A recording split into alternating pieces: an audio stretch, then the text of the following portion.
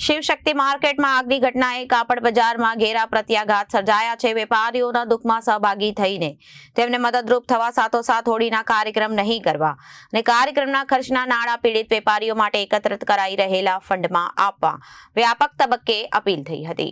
જોકે સંવેદના મરીઝ પરિવારી હોય એ રીતે કેટલાક સ્થળોએ અમુક સંસ્થા દ્વારા હોળીની ઉજવણીના કાર્યક્રમનું આયોજન કરાતા નારાજગી ફેલાઈ છે। રવિવારે ફાગોત્સવની ઉજવણીના નામે ફક્ત અશ્લીલતાના દર્શાવતો એકથી વધુ વિડીયો વાયરલ થતા કાપડ બજારના વેપારીઓ ભારે વ્યથિત થયા છે।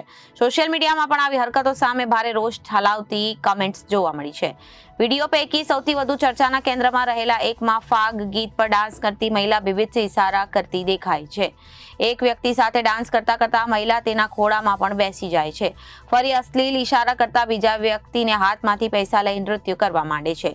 ત્યારબાદ ડાન્સર મહિલા પર બીજો એક વ્યક્તિ નોટો ઉડાડતો દેખાય છે।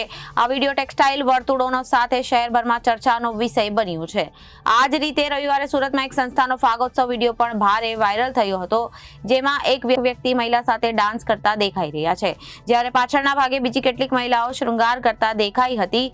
આજે રજાના દિવસે પણ વાયરલ વિડીયોને લઈ કાપડ વેપારીઓ એકબીજાને કોલ કરવા માંડ્યા છે।